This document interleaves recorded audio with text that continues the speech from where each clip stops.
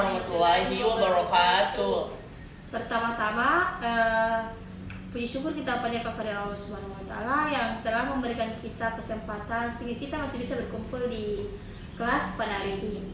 Dan paling utama, saya ingin memperkenalkan nama saya terlebih dahulu. Perkenalkan, nama saya Nur Hikmah dari Prodi Pendidikan Bahasa dan Nusa Daerah. Di sini saya akan menjelaskan tentang ejaan Latin ke bahasa Makassar. Sebelum kita memasuki mata pelajaran pada hari ini, alangkah baiknya kita berdoa dulu, dan berdoanya dipimpin oleh Agung Saputra. Doa dimulai. Doa selesai. Memasuki mata pelajaran, saya ingin mengabsen dulu ya. Dengarkan ini mata. Agung Saputra. Hadir Kak. Siti Nadira. Hadir Kak. Materi pertama itu kemarin apa itu materi kita selanjutnya? Iya Kak. Apa le? Nah, langsung saja mata pelajaran hari ini yaitu pemakaian ejaan Latinnya di bahasa Makassar. Di sini apa ejaan Latin di bahasa Makassar? Itu ada pemahaman konsep yang harus kita ketahui, yaitu dari setiap yang kita bahas itu pemakaian huruf itu dalam bahasa Makassar terlebih dahulu itu harus dijelaskan tentang istilah kebahasaan yang sering dikejauhkan dari pengertian. Istilah yang dimaksud dari aksara itu ada beberapa, itu abjad, huruf, fonem, dan ejaan. Nah, yang dapat itu kita nyatakan dari bahasa Makassar itu adalah sistem tanda. Istilah yang dimaksud dari aksara itu ada beberapa, itu abjad, huruf, fonem, dan ejaan. Nah, yang dapat itu kita nyatakan dari bahasa Makassar itu adalah sistem tanda. Aksara itu adalah sistem tanda-tanda grafis yang dipakai manusia untuk berkomunikasi dan yang sedikit banyaknya diwakili ujarannya. Dan misalnya begini, acara Pallawa dan aksara Lontara. Abjadnya itu adalah kumpulan tanda tulis yang disebut huruf yang masing-masingnya menggambarkan satu bunyi atau lebih, dan biasanya juga itu dapat mempunyai urutan tetap huruf, dan tanda yang dipakai itu dalam aksara untuk menggambarnya bunyi manusia itu ejaan, dan mengadakan penggambaran bunyi bahasa dengan kaidah tertulis. Nah, di sini tuh ada 3 aksara yang perlu kita ketahui dalam bahasa dan sastra Makassar, yaitu aksara Sera yaitu Arab, aksara Lontara, dan aksara Latin. Selanjutnya itu kita memasuki pemakaian huruf abjad. Di sini tuh ada ejaan bahasa Indonesia dan ada ejaan bahasa Makassar. Nah, ejaan bahasa Indonesia itu seperti Latin A, B, C, dan Z. Dan lafalnya itu A itu lafalnya A, dan B itu lafalnya B besar dan E kecil, dan C itu semuanya kecil, dan begitu pun seterusnya, dan dari perbedaan Latin dan lafal. Selanjutnya itu ejaan bahasa Makassar, seperti Lontara. Itu apa itu ejaan bahasa Makassar Lontara? Iya Kak, tahu sih. Nah, langsung lagi pindah dari vokal dan konsonan. Di sini tuh vokal dan distribusinya itu mempunyai bunyi bahasa yang dapat kita hasilkan dengan getaran pita suara tanpa menyempitkan dalam saluran suara. Dan ada pun contoh dan distribusi, yaitu ada 3, yaitu huruf, tengah kata, dan akhir kata. Nah, di sini mau ikut tulis supaya ditahu juga semua apa itu huruf, tengah kata, dan akhir kata. Ada 3 bagian, yaitu ada huruf, dan ada awal kata, dan ada tengah kata. Nah, di situ ini yang 3 bagian itu mempunyai penjelasan masing-masing, seperti huruf. Siapa tadi di sini huruf? Dari B dan seterusnya. Saya Kak.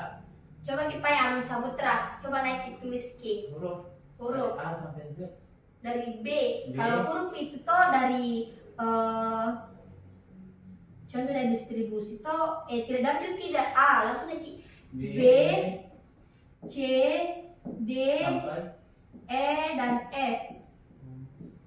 Kalau depannya awal kata toh. Kalau awal kata itu dari lontara ke bahasa Indonesia seperti batang,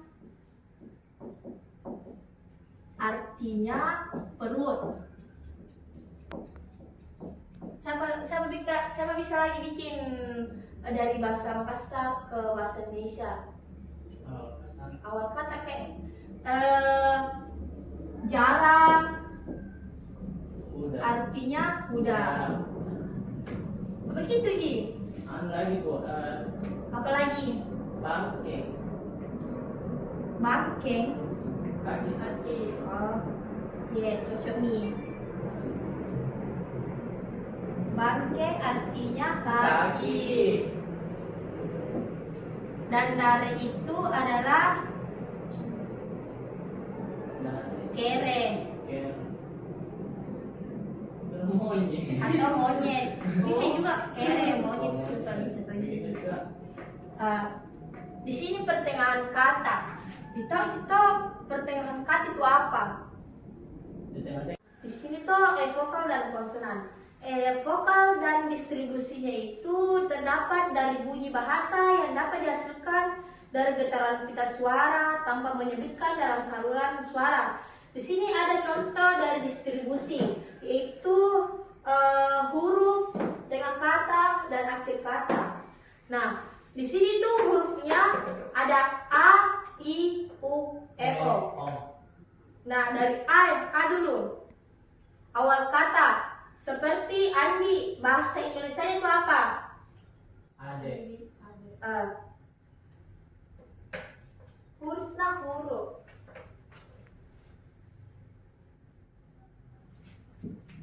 A, I, U, E, O.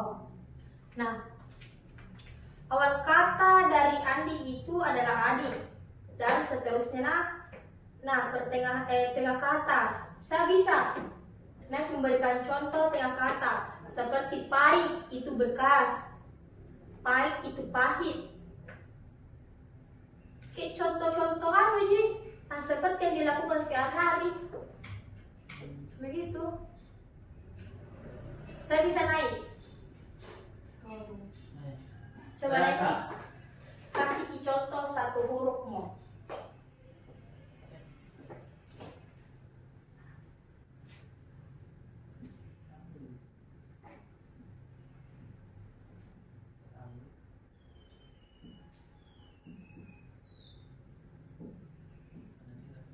Nah, beginilah sabun. Bahasa Indonesia itu sabun. Nah, Siti Naridas bisa memberikan contoh? Bisa. Coba naik.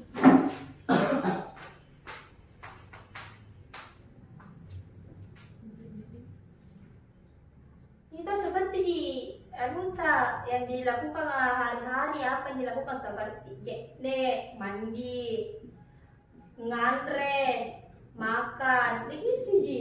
Mau ada nanti. Nah,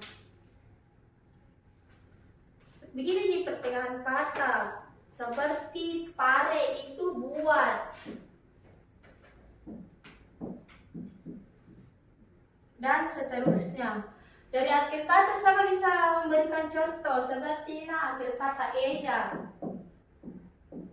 yaitu merah. Siapa lagi bisa?